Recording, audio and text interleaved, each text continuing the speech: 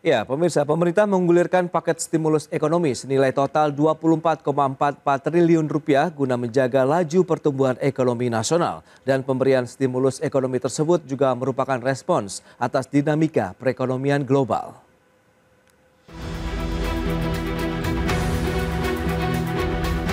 Presiden Prabowo Subianto baru-baru ini menggulirkan paket stimulus ekonomi senilai 24,44 triliun rupiah. Pemberian stimulus tersebut bertujuan untuk menjaga laju pertumbuhan ekonomi serta memperkuat stabilitas perekonomian nasional. Keputusan paket stimulus ini diumumkan setelah rapat terbatas bersama sejumlah jajaran Menteri Kabinet Merah Putih di Istana Kepresidenan Jakarta pada 2 Juni 2025. Pemberian stimulus bertujuan untuk merespon meningkatnya risiko pelemahan ekonomi nasional akibat tekanan global. Menteri Keuangan Sri Mulyani Indrawati usai rapat terbatas mengumumkan Presiden Prabowo memutuskan 5 kelompok kebijakan dalam paket stimulus. Dengan sasaran utama sektor transportasi, bantuan sosial, subsidi upah, dan insentif tarif tol. Di dalam merespons kemungkinan peningkatan risiko dan perlemahan ekonomi nasional akibat dampak global, maka hari ini Bapak Presiden juga telah memutuskan untuk memberikan sebuah paket stimulus agar pertumbuhan ekonomi dapat dijaga momentumnya dan juga stabilitas perekonomian terus diperkuat.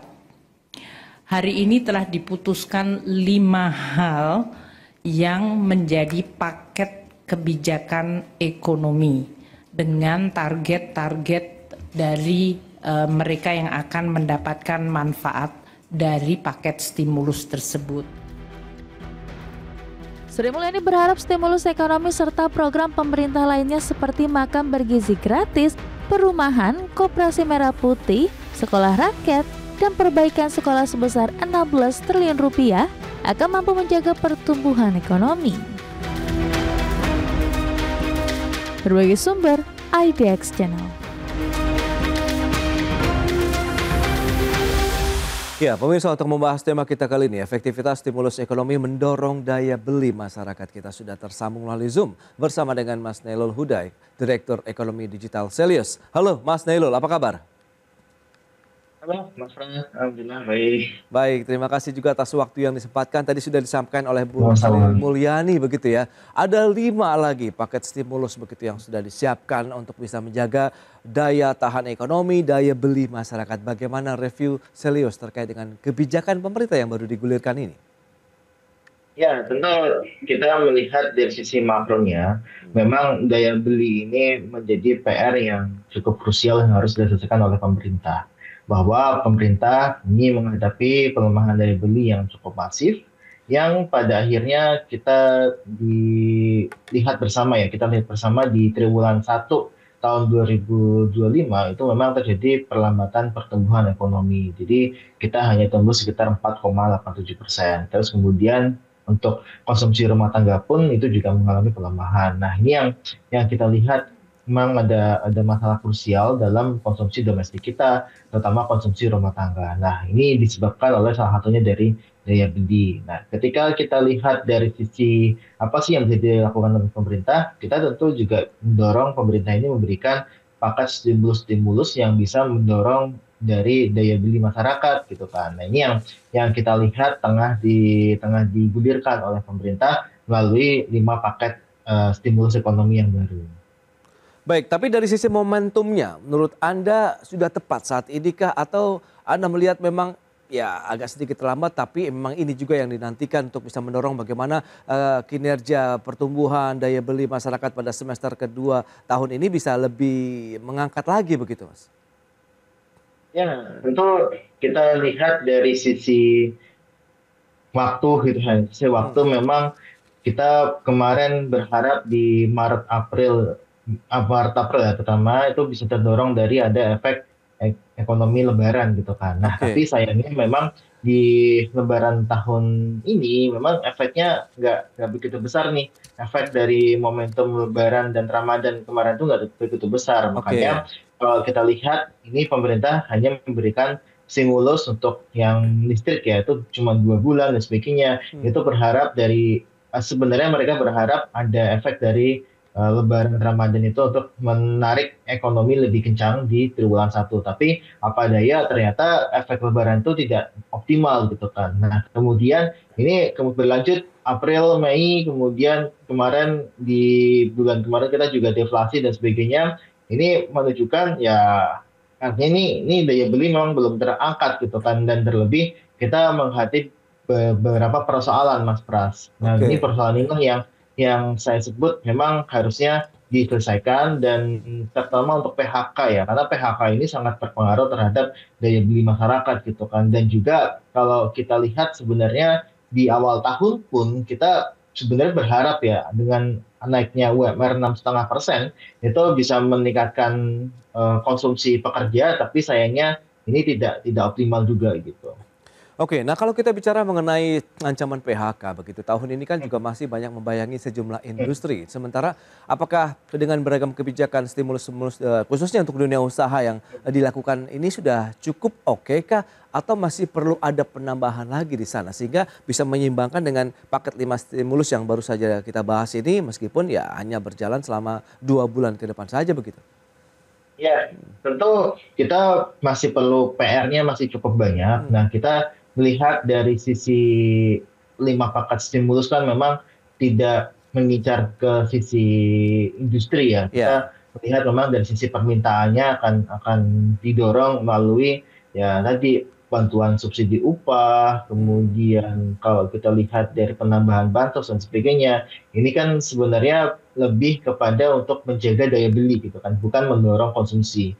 Nah, kalau kita melihat sebenarnya dari sisi ya perpanjangan diskon iuran itu kan juga bisa kita bilang sebenarnya tidak dirasakan langsung gitu kan ya. Nah, ini memang yang kita lihat perlu ada dorongan-dorongan lagi untuk menjadi stimulus sebenarnya masyarakat, terutama masyarakat kelas menengah ya, yang mereka mengkonsumsi barang-barang yang sifatnya berjangka lama sehingga inflasi inti ini bisa naik. Nah, kita lihat harusnya mengarahnya ke sana. Nah, tapi memang kalau kita lihat dari sisi diskon tiket transportasi, diskon tarif tol ya, itu saya rasa itu ya tidak akan serta-merta langsung bisa menaikkan konsumsi, karena kan kita tahu ya setiap yang beli tiket pesawat saat ini kan juga masih terbatas ke golongan tertentu, dan kemudian kalau kita lihat juga belum ada momentum yang pas untuk mereka berpergian gitu kan. Dan juga mereka kalau kita lihat Mas Pras, data pembandingnya itu data tabungan itu ternyata orang itu sudah untuk indeks menabungnya itu semakin turun. Artinya mereka banyak menggunakan pendapatan itu bukan untuk menabung, tapi untuk langsung konsumsi saat itu juga. Betul. Nah, kita juga lihat data pembandingnya Mas Pras, ternyata data untuk yang pinjaman, terutama pinjaman daring dan pay letter ya, itu meningkat. Nah, artinya apa? Artinya ini masyarakat dihadapkan pada kebutuhan yang meningkat, terus kemudian pendapatan yang ya bisa dibilang tetap, dan ada beberapa yang kehilangan pendapatan. Makanya saya rasa kita masih PR-nya adalah bagaimana yang ter-PHK ini bisa mendapatkan pendapatan kembali. Nah, kalau bantuan subsidi upah kan sebenarnya mereka hanya menyasar ke yang sudah bekerja, termasuk juga guru honorer gitu ya. Nah, dan besarannya pun ya minim gitu kan. Dan ini yang kita lihat gajinya juga di bawah 3,5 juta ya kan. Nah, ini yang kita lihat harus ada disesuaikan. Apakah nanti di Jakarta bisa dapat juga, atau di Karawang bisa dapat dan sebagainya. Yang saya rasa ini jadi PR juga untuk bisa meningkatkan konsumsi dari sisi pekerja. Nah, itu dia. Lantas seberapa jauh sih efektivitas dari 5 insentif begitu yang diberikan oleh pemerintah ini? Kita akan bahas nanti di segmen berikutnya Mas Nailul. Kita akan jeda dulu sebentar. Dan pemirsa, kami akan segera kembali usai pariwara berikut ini.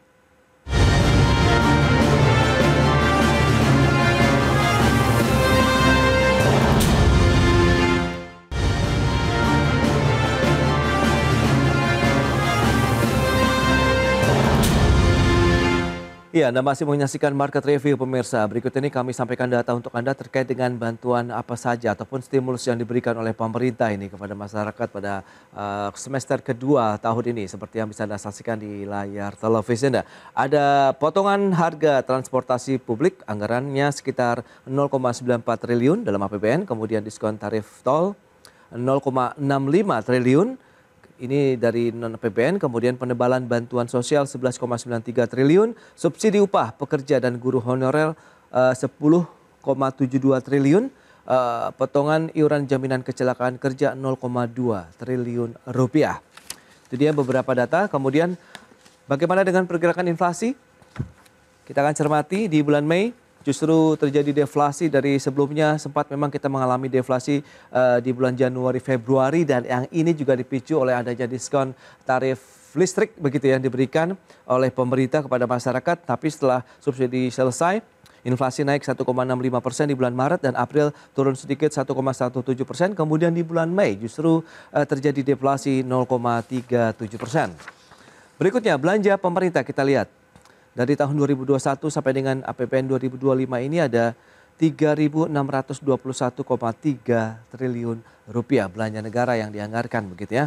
Kemudian target pertumbuhan ekonomi ya seperti yang kita tahu bersama 2029 ditargetkan bisa mencapai 8% meskipun tahun ini diupayakan mencapai 5,3%. Baik, kita lanjutkan kembali perbincangan bersama dengan Mas Nailul Huda, Direktur Ekonomi Digital Selyos. Mas Nailul, dengan beberapa data tadi yang sudah disampaikan, nah saya ingin juga pandangan Anda begitu. Seberapa efektifnya lantas kalau kita cermati dengan bantuan-bantuan ataupun subsidi yang diberikan oleh pemerintah ini setelah mengeluarkan, ya kita tahu wacana begitu tarif listrik juga akan ada diskon, ternyata tidak jadi. Anda melihat bagaimana akhirnya komposisi ini? Ya, tentu kita lihat pasti akan ada efeknya ya. Tapi apakah itu signifikan atau tidak, ini yang harus kita perbincangkan. Ya. Nah, kalau kita lihat sebenarnya dari sisi diskon tiket transportasi misalkan dari pesawat, kemudian ada kapal dan sebagainya, kemudian ada diskon tarif tol, itu kan hanya digunakan untuk masyarakat yang memang berpergian gitu kan. Dan kalau kita lihat yang untuk daily ataupun komuter menggunakan pesawat, menggunakan kereta api yang jarak jauh ya, itu kan cukup minim gitu kan. Oke. Makanya kalau saya lihat sebenarnya diskon tiket transportasi itu tidak terlalu signifikan gitu kan. Sama seperti yang Lebaran tahun kemarin juga ada diskon juga, tapi memang itu tidak bisa mengungkit daya beli yang cukup tinggi gitu kan. Nah kemudian kalau kita lihat bansos itu sendiri itu hanya akan digelontorkan untuk yang masyarakat yang kelas miskin ya, dan ini tentu mereka hanya bisa untuk menahan daya beli gitu kan, sehingga daya belinya mereka bisa lebih baik gitu kan, bukan untuk memboosting ekonomi sebenarnya. Dan untuk bantuan subsidi upah sebenarnya yang kita harapkan adalah tentu lebih ataupun sama ya seperti yang di COVID kemarin gitu kan. Dan saya rasa ini harus dilihat dari sebarannya gitu kan, karena kalau kita lihat gajinya itu di bawah 3,5 juta dan sebagainya, yang saya rasa ini juga akan jadi ganjalan untuk efektivitasnya gitu kan. Kita tahu bahwa di beberapa kota pun atau provinsi itu udah UMR-nya udah di atas 3,5 juta. Nah lebih bagus lagi sebenarnya ini akan disesuaikan dengan UMP ataupun UMR regional yang ada di kota tersebut, itu akan lebih bagus. Nah dan kemudian kalau kita lihat untuk perpanjangan diskon iuran itu tidak akan langsung ke pekerja gitu kan istilahnya. Jadi ini yang kita lihat sebenarnya ada efeknya, namun memang efeknya akan terbatas gitu kan. Berbeda dengan kemarin kalau kita lihat ada rencana untuk pemberian diskon tarif listrik gitu kan, yang dimana itu dinikmati oleh ya kalangan kelas menengah juga gitu kan. Dan ini yang kita lihat bisa memboosting konsumsi rumah tangga, tapi sayangnya itu tidak masuk ke dalam 5 paket stimulus ekonomi yang kemarin dikeluarkan oleh pemerintah. Oke, nah bagaimana dengan data deflasi secara bulanan? Kita tahu begitu setelah beberapa bulan terakhir ini kan memang ada inflasi 2 bulan sebelumnya, meskipun kita tahu dari awal tahun ada deflasi juga karena adanya diskon tarif listrik. Nah bagaimana Anda mencermati dengan deflasi yang justru terjadi di bulan Mei? Salah satu penyumbangnya adalah memang di sektor makanan begitu. Iya, iya. Nah, ini yang kita lihat memang sama seperti tahun kemarin ya. Hmm, Tahun kemarin juga mulai deflasi setelah Lebaran gitu kan. oke, Kalau kita lihat di Lebaran, Lebaran dan setelah Lebaran itu masih tertolong akan adanya efek kenaikan permintaan walaupun memang sedikit ya. oke. Nah, kalau kita lihat sebenarnya di bulan Mei itu memang sudah memasuki masa yang tanda kutip itu normal gitu Hmm, kan. Ketika tidak ada momen Lebaran itu bagaimana daya beli masyarakat, bagaimana permintaan masyarakat. Nah, ini yang kita lihat ternyata di Mei itu terjadi deflasi. Artinya dari sisi permintaan itu juga mengalami gangguan gitu kan. Dan kita juga melakukan data sandingan gitu kan. Ada yang efek menabungnya berkurang, kemudian kalau kita lihat sebenarnya IKK itu juga masih lemah gitu kan, dan bahkan di awal tahun pun melemah gitu kan. Dan saya oke. rasa ini yang kita lihat sebagai ya rangkaian yang bisa kita sebutkan sebagai daya beli yang tidak baik gitu kan. Dan juga kalau kita lihat ketika permintaan itu melemah, ini juga akan dari sisi IPM, PMI sorry maaf, Oke. Purchasing Manager Index yang kita mengalami kontraksi. Artinya kita di bawah 50 untuk PMI-nya, dan ini akan terjadi perusahaan itu tidak melakukan produksi baru, melakukan pembelian bahan baku baru dan sebagainya Oke. yang dikarenakan permintaan dari dalam negerinya berkurang. Nah, ini yang Hmm. kita sebut ya berbagai indikator yang menunjukkan ekonomi kita sedang tidak baik-baik saja, dan stimulus yang diberikan itu akan juga tidak akan signifikan Oke. walaupun akan berpengaruh tapi tidak signifikan dan terbatas. Baik, Mas Nailul, kalau kita bicara mengenai sektor pangan, ini bentuk keberhasilan pemerintah juga menjaga stabilitas harga pangan sehingga memang harganya cukup stabil di masyarakat, kemudian juga akhirnya menjadi salah satu pemicu deflasi atau memang daya belinya yang sedang turun benar saat ini begitu di masyarakat. Iya, kalau kita lihat sebenarnya di Ramadan ya, di Ramadan Lebaran kemarin, memang untuk pangan sendiri pasti akan mengalami kenaikan dari sisi permintaan. Hmm, Nah, kemudian kalau kita lihat dari sisi berbagai macam berita gitu ya, menyebutkan harga bawang naik dan sebagainya, hmm, itu memang dikarenakan stoknya yang cukup cukup berkurang. Dan oke, kemudian kalau kita lihat dari sisi permintaan, itu ternyata juga juga tidak naik gitu kan. Nah, terbukti jadi kalau IKK dan sebagainya itu kan hmm, data persanding ya. Jadi PMI juga data data penyanding gitu. Jadi kita lihat sebenarnya bukan hanya dari sisi keberhasilan saja, tapi yang kita lihat sebenarnya adalah momentum di beras ya. Beras itu memang pada beberapa bulan terakhir itu kita disuguhkan untuk berita bahwa cadangan beras kita melimpah gitu kan. Itu menjadi salah satu yang bisa menahan harga beras itu tidak terlampau tinggi sebenarnya. oke, Dan saya rasa ini yang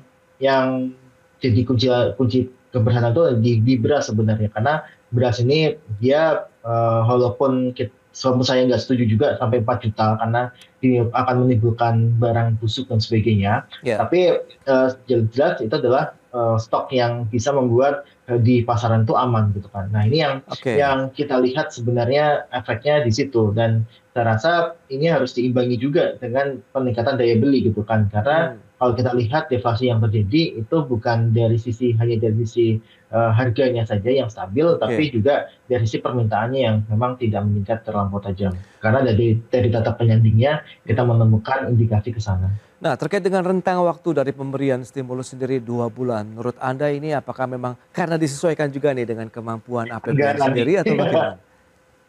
Iya, tentu disesuaikan dengan kemampuan anggaran ya Mas ya. Hmm, Kenapa sih untuk diskon tarif listrik itu nggak jadi gitu kan? Itu kan juga oke, karena anggaran juga gitu kan. hmm, Bahwa anggaran kita untuk 5 saja itu sudah 24 triliun lebih gitu kan. oke, Dan kemudian kalau ditambah dengan ya diskon tarif listrik itu bisa lebih lebih tinggi lagi gitu kan. Dan saya hmm, rasa itu akan dipengaruhi oleh ketersediaan anggaran kita, karena penerimaan negara kita juga lagi nggak baik-baik saja, kebutuhan anggaran yang lainnya juga masih banyak. ya, Saya rasa stimulus ekonomi akan diberikan ya terbatas waktunya, dan saya rasa ini pemerintah juga mengejar tidak terjadi deflasi di bulan Juni sama Juli ya, karena hmm, kalau kita lihat di tahun kemarin memang yang jadi krusial adalah di bulan Mei, Juni, Juli, Agustus, September gitu kan. Kalau kita lihat oke, ya di tahun kemarin ya. Nah, makanya ini pemerintah nampaknya mengejar